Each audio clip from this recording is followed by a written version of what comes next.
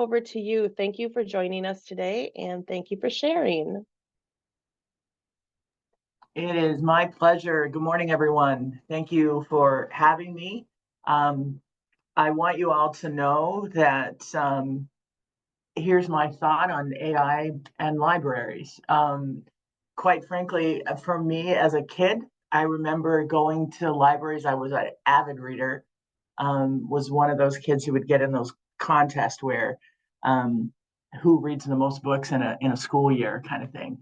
But librarians were always my number one go-to, except I didn't like it when a librarian I would ask how to spell a word and the librarian would tell me to look it up. I never understood that part. I just want you to know that. But so how does AI and being in libraries work? My thought process on that is as a child, when I went to the libraries and in college, when I went to the libraries, you guys and libraries were the resource for me. And you were like the live Google, if you will, on what I needed. And I don't understand in any way, shape, or form how AI could change that, except to say that it does assist in that space. But the approach that we've taken here at the Workforce Board, as we have teamed up with libraries, which I'll talk about in a little bit, is that libraries should still be the resource that they've always been. You are the Sherpas to whatever the question is I have. And so I'm excited to share with all of you and to talk about how we've teamed up and what we're doing here in Northeast Wisconsin to make that a solid partnerships between the library systems and our local libraries in each of the 11 counties that we serve. A little bit about the Workforce Board so you know what it actually stands for and what we do is we work alongside the Department of Workforce Development. We are the non-for-profit portion of that. There are 11 of us in the state. So all of you have a workforce board that's assigned to your area. And our job is to make sure that we continue in the path of workforce readiness and that we have a staff that is committed to making sure that individuals have a self-sustaining job and a self-sustaining wage, and that they receive the skills needed to make that happen.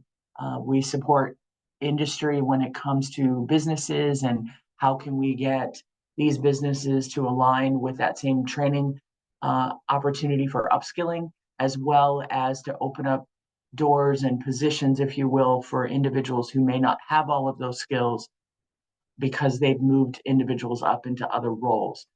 That's a piece that we do. We also help with our independent living community, which is our kids aging out of foster care who are connected with opportunities to find jobs, and we support them when they come out of foster care. Unfortunately, there are some situations in foster care where the parents are done when they turn 18, and we've kind of taken over that role in this area to help those students, help them find jobs, help them get education, find a place to live, those kind of things. We also work with a program that we call Windows to Work, and it is a grant that allows us to be inside of two of our institutions in the area to help people returning from the justice system. We start with them while they are still inside, and we get them ready so when they come out, they have jobs and they have all the things that they need in an effort to make sure that they don't reoffend. We work with them for 12 months as they do that so that we can help in that space. We also are the overseers, if you will, of the job centers and their certification and how they continue to operate, hence another relationship that's coming up that we'll talk about just a little bit as well. So there's a lot that goes on here that's just skimming the surface. One of the things that I also do is work with companies when there's a warn notice put out, which is a mass layoff is coming and they're required by state regulation to notify us. I am the state representative in Northeast Wisconsin to help bring in the triage team that helps all of those individuals find everything that they need to make that transition as seamless as possible, and ultimately either get them trained or into like positions that they're interested in. So that gives you a little bit about me and what I do and what the workforce boards do. Each workforce board has different opportunities or grants that they do. Some work on the opioid crisis and so forth. But I encourage you to connect with the workforce boards in your area and talk about partnerships. So if we go on to our first slide, let's kind of talk about adapting in the world of AI. I understand from Angela that you guys have had some great conversations around AI, and you're beginning to delve into what it can do for you and what impact it may have on our community. That is something that we are tasked with as a workforce board, because obviously this impacts the workforce. Now, oftentimes what we'll tell people is this: AI is not going to take your job, but the people who understand and can operate it will. So, for example, as we look at what's an impact in a particular area or of growth or need, right now, one of the things that we're seeing a huge response on is in the banking industry. The banking industry has individuals who are set to fill out, process loans and put information in that space. There, anyone that's doing mortgage loans or commercial loans or something along those lines, where they're the processors for those, AI will be taking that over. So we are currently conducting research on what's the transferable skills for someone who has done that, so that they can have a job doing either similar, or it would allow them to advance into some other career. And that's kind of the thing that we do that marries with that, right? So you'll see here, and again, some of this you've already heard, so I'm just confirming it, is if we look at what's the way that we can ensure workforce skills and readiness, there are some areas that we have to focus on. And I think everyone should focus on those to some point, especially if we're saying, okay, we're going to move forward with this and we're going to come alongside and be a part of what the impact of AI is going to be, so that we can prepare our communities. One of the things you'll see is designing of work and the types of work. One movement that we're seeing in the workforce side of things is, and I don't think this will surprise anyone since the pandemic, are gig and contingency workers. So a lot of our later or earlier, however you would want to say it, millennials, the younger ones in that space, and our Gen Zers are gig workers. That's what they love to do. Give me a couple jobs. Those couple jobs equal enough money for me to pay the bills and do my thing. And so that means a lot on the impact side of what is a contingent worker, like I work on contract. How is AI going to impact them? In a lot of ways, we're finding with, depending on what they do, a lot of the gig workers are already online doing informational pieces. So we are projecting that what we'll see in that space is we're going to see gig workers increase as AI increases, because they're going to be the ones who take the focus onto AI and say, I'm going to learn everything I can. So I'll be that person who understands AI and takes somebody else's job, kind of thing. We're also going to see some reduction in other industries, because AI will become the worker, like the example I just gave you on banking and how we're moving in that direction. We've seen some of our larger banks make moves in that space already when it comes to how they are processing and lending. And I think other things will continue to move in that space within that industry. Growth and entrepreneurship has been incredible. Another piece for me that I have the pleasure of doing is my gig outside my side hustle, if you will, is that I teach at UWGB their entrepreneurial training program. And the classes, at first we would have maybe 6 or 7 people in those classes. I'm starting a class tomorrow night, and I have 15 people, and that's in Manitowoc. So it's a growing industry without question, and we are looking at it differently in the workforce world because of the fact that it really is a career, and oftentimes it hasn't been recognized as such. So knowing that, what does that change on the resource side? How can we work to educate those individuals so that they are able to be successful? The other piece is jobs to task. So we're seeing companies hire for a task and not for an actual job itself. And again, that becomes a contingent job because of the fact that they have so many other things that AI can do, or they need someone who understands AI to be able to make that happen. I'm not going to go into all of the details with all of these because I'd like you guys to all stay awake, first and foremost. And secondly, it, we don't have enough time, but the other piece is, how are we going to supply workers? How is HR going to hire and train? We'll talk about that just a little bit on the skills-based side of things, where we are looking at what are the experiences that you have versus whether you have a certification, a micro credential, a 2-year or a 4-year degree, because right now we're able to identify individuals who can move over from, I have this skill because I was in retail, but wait, that could transfer into a hospital as a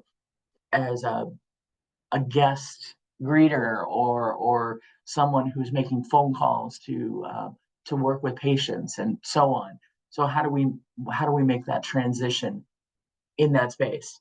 Conducting work impact of AI on occupations. That's something else that we're looking at right now. Is, again, each industry that we have, how is AI impacting that?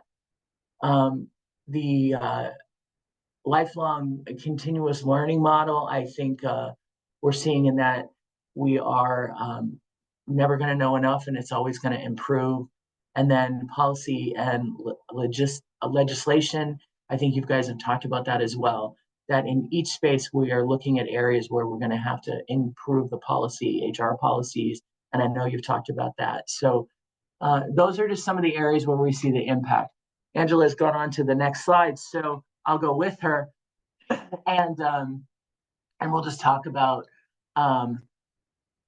in detail with that. Yeah, can you go back one there, just for me to make sure that I'm we've covered all that. Supplying workers is the only thing that we haven't really looked at, I would say, on the next slide, Angela, if you don't mind. One of the things that we're saying is, okay, what's the demographic? We're looking at a low birth rate, right? We know that the gig worker piece grew by 10 million, but that doesn't feed into the actual person that we need at the table, if you will. We're seeing companies merge together to find people that could be full-time if they have a part-time position and another company has a part-time position, and let's say they're down the road from each other. They're saying, okay, this person would be great at both. How about if we have them for 20 hours and you have them for 20 hours and we split the benefit? And now we've taken this one person who is just doing a part-time gig, but maybe wants a full-time gig, and said, okay, they get control of their schedule, but we get a position filled in that process.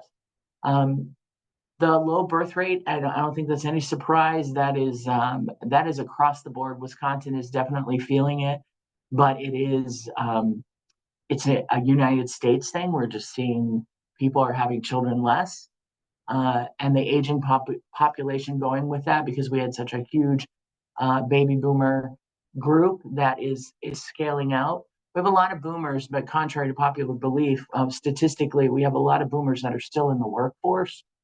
But yes, the pandemic definitely made them exit a little sooner than we had planned. We also are looking at the skills-based hiring and how that skills-based hiring and skills pathways can be created. So we're so used to saying, if I'm going to be a nurse, I can start out as a CN, and then I can go to a to a ADN and then a RN and so forth. But we're also seeing that some people could come from, maybe they're a medical assistant, maybe they have a skills because they assisted in a facility or even helped at home. What are the skills where they help to raise, to take care of their grandparents that could transfer in to them going down the path of nursing? And obviously, healthcare is one of those spaces where we're definitely in need. Okay, let's move on to the next, Angela, if you don't mind. So, in that space, we talked about occupations, workers using AI for tasks and assisting. I think you guys have already had that, and policy and legislation. So I think we can move on from that. I covered it under that one slide. I guess I knew this better than I thought I was going to. So we'll go to the next one, Angela. And I'm going to show you a photo here. This may look familiar to all of you. This is the fun stuff that I get to do and talk about. This is an event that a few events that we did. The guy on the top left, we did a event at UWGB in Marinette, and we allowed HR individuals and employers in different sectors experienced virtual reality. And in each one of these, I think we're having them change the oil on a car. I've done this one. It's kind of fun if you haven't used VR at all. On the right, top right, that's a student. We took it into a high school in that area and same area, and students were able to try it out so they could have a career experience.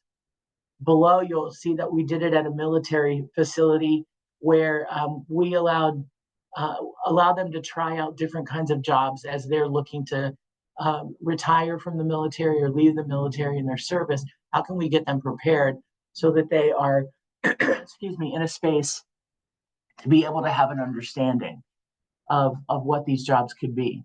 So this is that piece in action where we're looking at VR. So VR, there's a couple things that are out there now, and this will be an exciting part for you guys.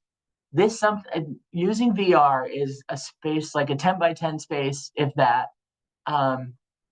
They probably should be monitored because sometimes they don't realize the space that they're in, but it literally will take them through, in this case, changing the oil on a car, to the point that, having done this, I can tell you, if you haven't experienced it, I literally was going under like this because I thought the car was right here above my head. And I thought I was going to knock my head on the car. It's amazing the feeling of reality that this brings. And it walks you through, it tells you each step. At the end, what's the purpose of this? This can go on to be an automotive class. It can go on to be a million other classes from, we have an electrical class and so on, where they're able to get certifications. They have testing assessments that happen at the end to make sure that they've gathered all the information. And the ones that we use are by transfer, and I know transfer is trying to work with the library system right now. And what we're finding is that besides the cool factor, which some of our younger employees like, even our more senior employees are enjoying it, and they're opening their minds to other opportunities that might be out there besides especially we're working on a program right now with one of our partners with individuals coming out of the justice system who maybe weren't able to go through our Windows to Work program, but we still need to try to find jobs for them. One of the things that I've touted over and over as I've worked within that system is it's so easy for us to say, oh, they got a job and they're working at Taco Bell, or name the pizza place. Bless everyone who I love a good Taco Bell, right? I love the pizza guys who deliver the pizza when we're watching the football game. I'm not saying that that's not something individuals can do, but what I'm trying to do is make sure these guys don't reoffend. And that salary, that feeling, that job being your sole job, does not keep you from going back to the ways that you might have had before you were incarcerated. And so we're working really hard to get them in self-sustaining jobs that they feel a sense of emotional and mental respect in what they're doing, and they are able to say, I can pay the bills and I can be a contributing member of my community, despite whatever mistakes I might have made in my past. Angela, you want to go ahead and go to the next one? So here are some of the things we've done. We've looked at career exploration and we've said, what can it do in this space? So we are able to reduce turnover because someone actually has experienced it. And instead of that individual going into that job, not understanding what the job is, they now have a concept and they can say, you know what, I think this is what I want to do. We find that a lot with CNAs. When you get real in a virtual world about what CNAs have to do, all of a sudden, maybe that's not who I am. And so now the company's not hiring someone who is going to say, 6 days or 6 hours later, I don't want to do this. And they've wasted all that time, right? So that's been a case. It's reduced education costs and because of how we're able to get some micro credentialing and certifications that you'll see there at the bottom of this slide. It's increased labor force availability because now people who would be afraid to say yes to something or do something have a chance to try it out in that safe space. And now they're like, you know what? I think I could do this. Now, the reality is for us we just um, we just looked at this in Sheboygan last week with one of our economists. There's 54,000 people in one county in particular, right? But not everyone works. But even if they all did, they would still be short like 3,000 people because they don't have enough people to do the jobs. And that's a state-based thing as well. We are in that space that there's like 1.74 jobs for every person that's working age. So that becomes a crazy amount to say across the state that's where we are. But here's the irony. In Wisconsin, you'll often hear these arguments. People, the 19 to 26-year-old, the gamers, as they are called, aren't working. We have, in the state of Wisconsin, we have the highest working average of the entire country in that particular age group of 19 to 26-year-old males who are working. We have the highest average of women who are working in the country. Our Wisconsin works, man. We are a hardworking group of people. So there's not, contrary to popular belief, there's not a lot of people just sitting around collecting, as we often hear. There's a lot of hardworking people out there. And we just want to continue to try to grow that. But realizing some of what we need to work with our economic development departments in bringing people in, right, in the tourism space of things so that they can see what it's like to live here and so forth. Because the reality is we just need more people. We have brought people from the Ukraine who've come and joined us in Northeast Wisconsin and gotten them jobs and gotten them ready and in housing to help in that space and continue to work with all areas when it comes to immigration of bringing individuals to help because we don't have the people and no one's going to take anyone's job because there's not enough people to take all the jobs. So this allows us that opportunity to work with those individuals and help them see the experience in what we have and how we're able to how they're able to do that job. It allows us also to focus on high demand occupations. Obviously, healthcare right now is a huge one for us. Manufacturing is always going to be huge in Northeast Wisconsin and Wisconsin in general. And so working into that space as well.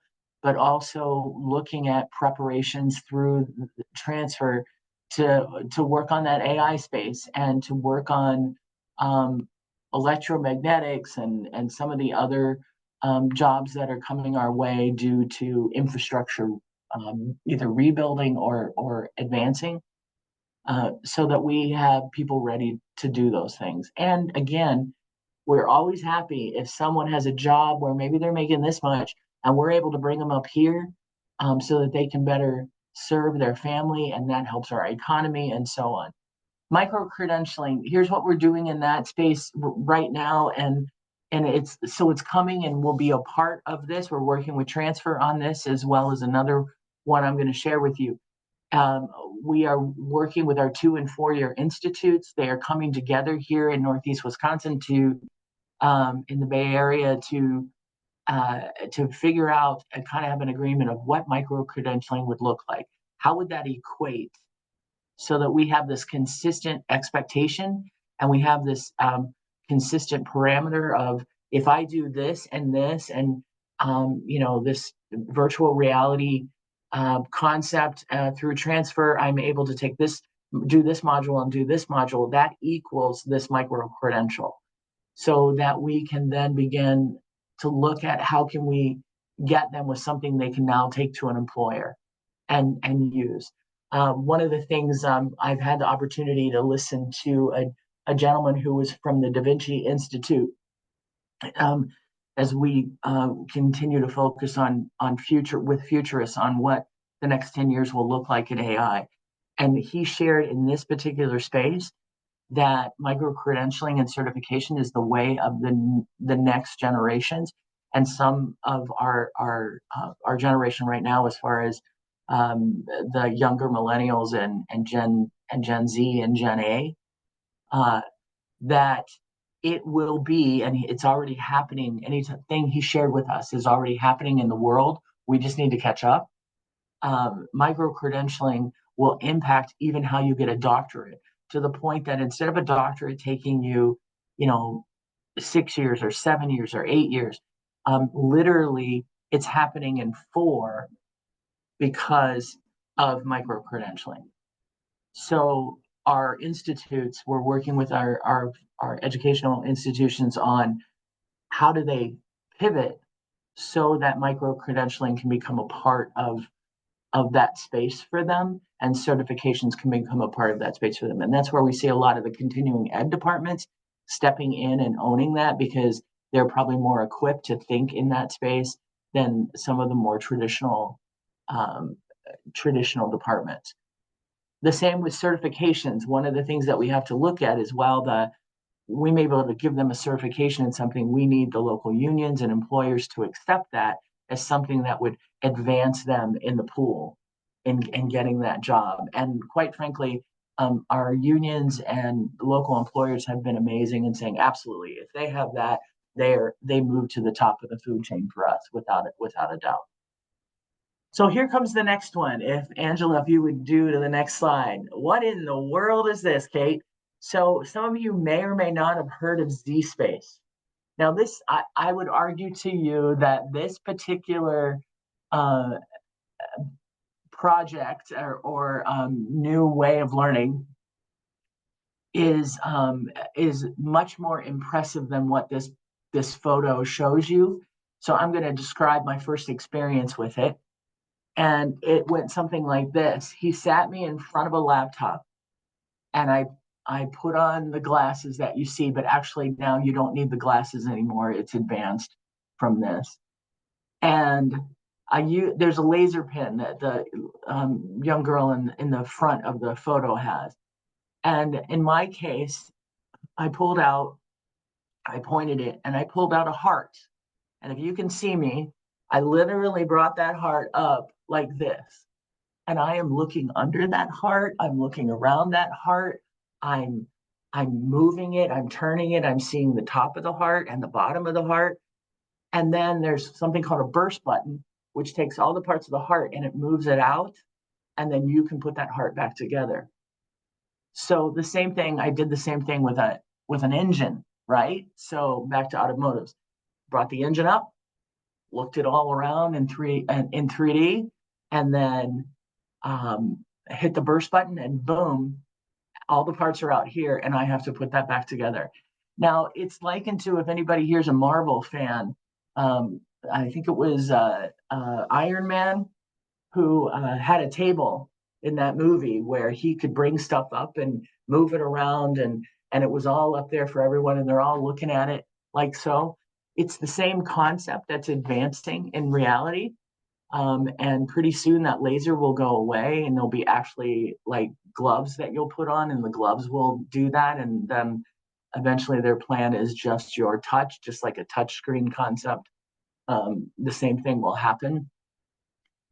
This is a wonderful tool for training in those fine motor skills. I would say VR, and this is something I'm doing right now with transfer and with ZSpace, is asking them to merge together and take us on a path. And in this particular case, I'm looking at electrical, right? Take us on a path where electrical starts out, and here's how you pull cables, large motor skills, right? Here's how you pull cables. This is what you're looking for, boom, boom. But now I need to go to the fuse box or the panels or whatever, and I'm going to put those together. Now I'm looking more at fine motor skills. How do I make sure the wiring is in the right spot? How do I do whatever that case may be? And that wiring can go down into circuit breakers and everything else. But now it becomes more of a fine motor skill as opposed to a large motor skill. And then we take these two programs and we bring them into okay, here's a class. But that class can be done anywhere because of being able to take programs like this and say, yeah, and yes, absolutely, it can be done in a library. Amazing, right? So let's go to the next slide, Angela. And in that space, so what changes? It's immersive. It's an immersive learning experience, not unlike VR.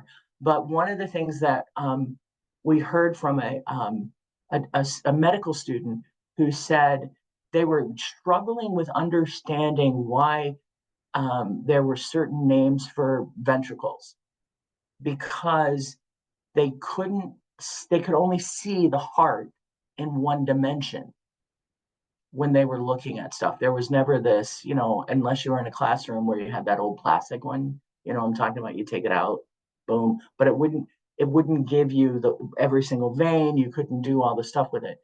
And she said it wasn't until she took a Z-Space course and was able to look at that heart and just flip it around and go, oh, that's the back of the heart. Oh, now I see where that goes. That she then was able to fully understand the heart. Now, she was going to be a doctor. I'm just saying. So, so we're really glad that she now has a better grasp of that sort of thing for all those patients she might have in the future. But as we started talking to medicals, professionals, they all said, this takes training like that to a whole new level. That's the kind of stuff that's out there, right? So you're able to do STEM and career readiness in that space, collaborative learning, because this allows for instructors, this one in particular allows for an instructor to come in and be a part of the class with you as you're moving things around. They can do that with you, whether you're sitting at home or you're in an actual classroom. And there are students, I believe it's in Tennessee, that have these in a lab in the school.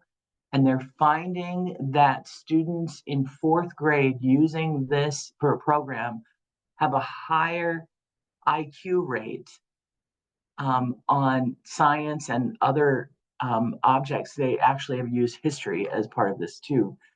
Other modes of study than when they hit 7th grade. 4th graders are smarter than the 7th graders. The problem being that as they continue, they can only afford to have this grade have it. So they're working to improve that by getting donations and what have you, so that the 5th graders and the 6th graders and 7th graders have that same learning style in order to improve their outcomes. But it's fully engaging. I don't need to tell you guys, if you're a visual learner, an auditory learner, a kinesthetic learner, all of those things come into place when you're using these. And the same is happening here. We're looking at micro-credentialing, teaming them up together within taking these programs in our area as well as the certifications. So that's Z-Space. Then let's bring you to the next thing that's happening that I'm most excited about. So if you want to go ahead, Angela, and go to the next slide. What is a job pod? Now, you may have heard a rumor. I even have a business card that says job pod on it.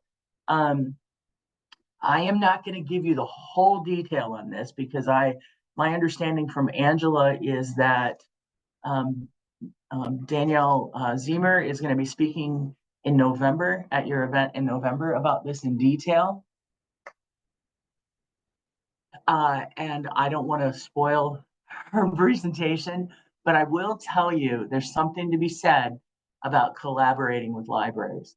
There are a few things going on here that we're very proud of in the Bay Area, Northeast Wisconsin area, and what we're doing with libraries. The first one I'll tell you about is this. Nikolai Federated System, Bay Area Workforce Development Board, and Brown County Libraries got together. And if any of you have had the chance to meet Sarah Sugden, you know that if you're in a room with her, something's going to happen. And Sarah and I happen to know each other from serving in Rotary together here in Green Bay. And we become fast friends. I moved over to working at the Workforce Board. We had a cup of coffee one day, and she said, Kate, I got an idea.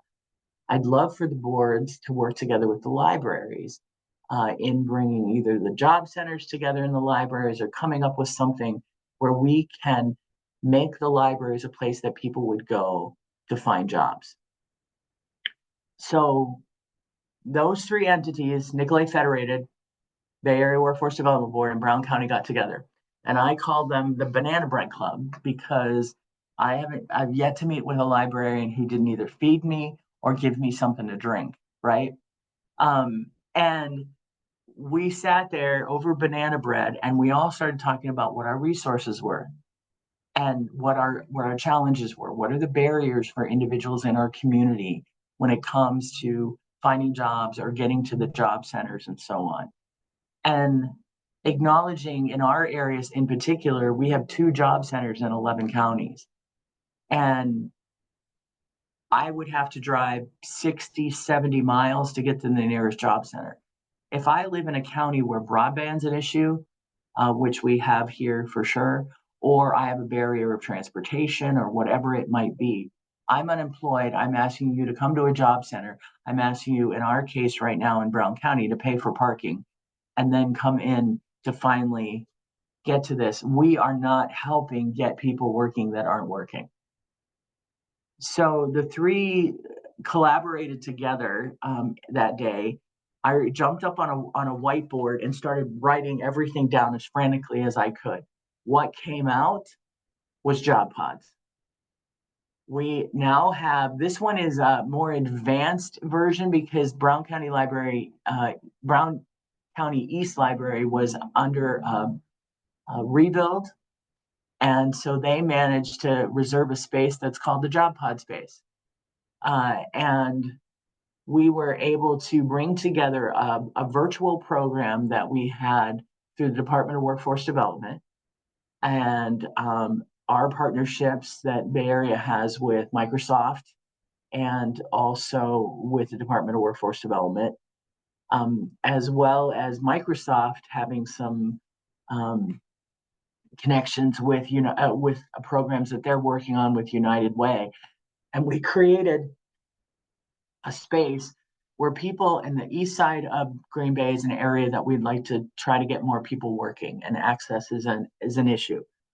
And so they can literally walk across the street from their apartments, go into this job pod with the resource of a librarian who gets them up on the job pod homepage or landing page and connect with an individual from unemployment insurance, or someone who can help them do resumes, or someone who can be a case manager for them and help them do assessments to determine what job they should be doing or could be doing. All the resources they could possibly need. If they're a veteran, if they're part of the, returning from the justice system piece, if they have disabilities and they need to speak with someone in that space, it's all accessible through on a virtual basis through this job pod. And library becomes that resource. So when I walk in the door, if I said, I need to see something about how to write a resume, you could bring me one place. Or I need to find a job, how would I do that? You could take me to, articles, or take me to Indeed, or do whatever. But now this space allows the librarians to bring them in, bring them up on this landing page and say, boom, everything you could possibly need is right here, and connect it through this landing page. And it also allows for a place where case managers, no matter what department they're from and helping, can come into the libraries and meet with them in a safe place that, I walk in, there's no shame in walking in. No one's going to judge me for walking into a library. And so we have opened 3 so far. And the one here in Brown County East, we've opened one in Algoma, and we've opened one in Niagara. And in those 2 locations, they're smaller libraries. So we're going to be having a job pod, actual pods, if you're familiar with those, where there might be a table in the middle and it creates a silent private space for them. But you guys, this thing has grown so much that Microsoft joined as a part of the support for us with this. And they are watching us on a national level to determine if this is something that we should be doing across the country. And it becomes, there is an opportunity and a spot for everyone as this continues to grow, to have some place that they can come and get help in their community. And we all know every library, every community has a library, and that's the amazing spot. The other thing we're doing here too, and this will be my last thing, is we are working with our Brown County Library to move our job center inside of that library. So the actual job center that exists of the 2 that are in our 11 counties, it will co-merge with the Brown County Library and ADRC. So we will have a true community resource center that everyone will be driven to, and everyone will work together. And for us, the win for that is the location, but it's also the biggest win is that for me, as a kid who grew up in a library, the opportunity to create more traffic and do more things that will expose other kids who maybe came from similar backgrounds as mine. They get exposed to the library. I'm here to tell you, it changes their life. I'm not like anybody else in my family, and that's a good thing in this particular case. So thank you to every librarian out there who ever gave me help when I would come in, and gave me a safe place to be. And thanks to all of you for how you serve our community. So with that, I don't know, do I still have time for questions, Angela, or?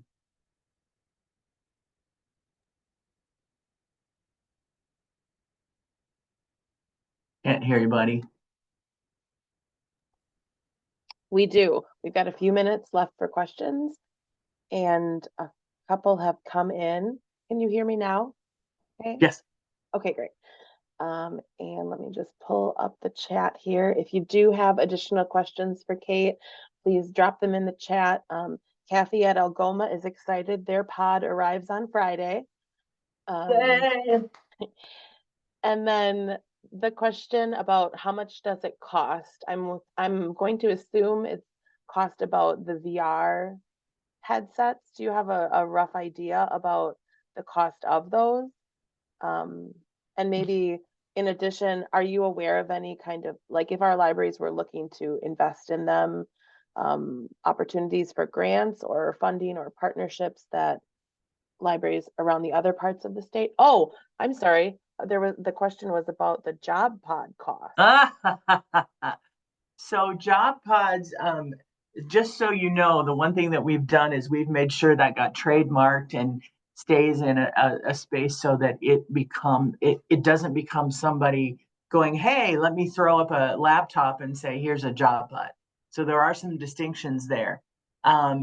We are working, the good news is we've had people who are very excited about these pods for sure.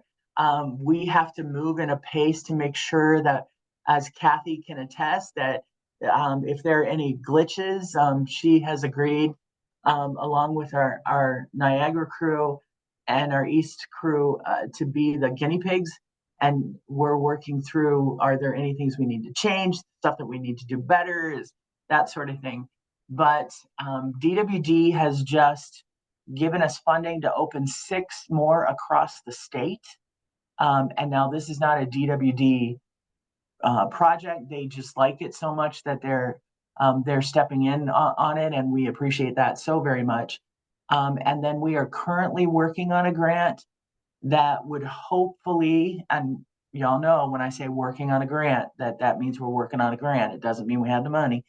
That would hopefully help us to open 20 more across the state. So we're trying to make it something where it's not an impact on the libraries to have to pay for it. And that's where Bay Area is coming in to try to work that space. And we have 4 workforce boards right now that have expressed interest, and they will probably be reaching out to your system. But I also know that Danielle is reaching out. Danielle has come over through the grant to help be the coordinator and the chief guru of JobPods.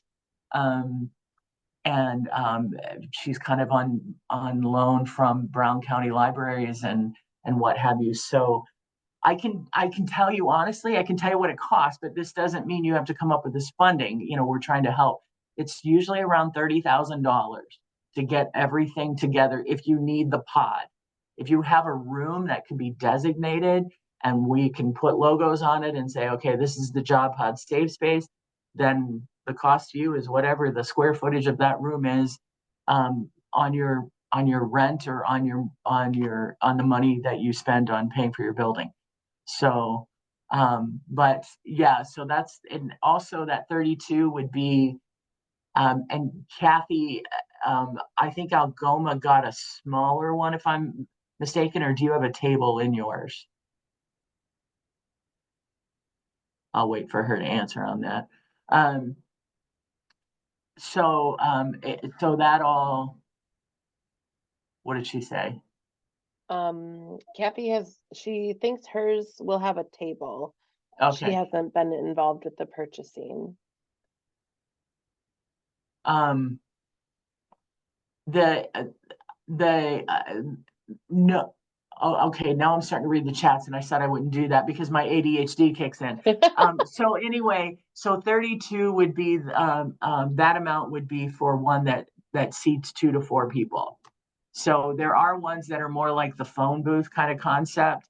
I'm not as big of a fan of those because it doesn't promote that one-on-one that could happen with case managers and maybe even being used for interviews within the library if somebody wanted to do that, things like that. But yeah, it's always the most popular when I talk. But again, I don't want to steal all of Danielle's stuff because she has all the who, what, when, where, and why, and some of that funding piece will. I think your event's in November. Is that correct, Angela? Yes, We if might, you are, I yeah, was just going to say, if you are planning on attending the state library conference, Danielle will be yeah, giving a full presentation all yeah. about JobPods. So we'll know better by then, but we are currently right now working heavily to try to get some major funding together. We would love to see at the very least one in each county to start, but there's a lot there's a lot into that, and there's a lot of stuff that we have to do to make sure that we're up. We've got policies together, we've got procedures together. How do training programs together, all that stuff, and just working foundationally. But um, the demand is high, and we love it.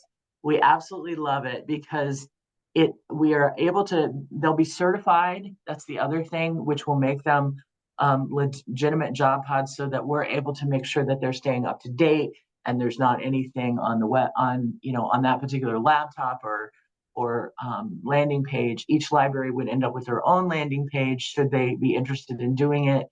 At a certain point, we'll take them straight to the community resources that are within your particular area.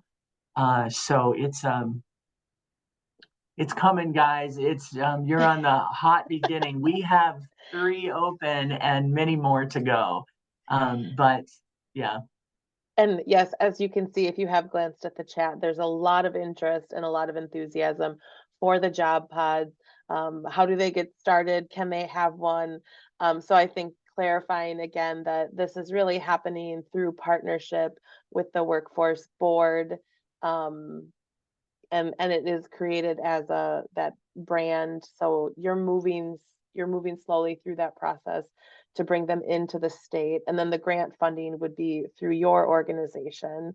Well, the grant funding would go through Nicolay. So what we do is Nicolay is going to house they have the best relationship piece with the libraries. We're going to be surveying libraries to find out what the demographics are and trying to prioritize based on if you're nothing personal, but if you're a library that's down the street from a job center, we may want to hold off, on doing that one just yet. But yeah, we're working through what the parameters will be in the demographics for how we prioritize moving forward. And the workforce boards in your area will be a part of that because they have the pulse of the unemployment sector within your area, and so better able to say, like in our case, the reason we have a job center here, but the East Library is so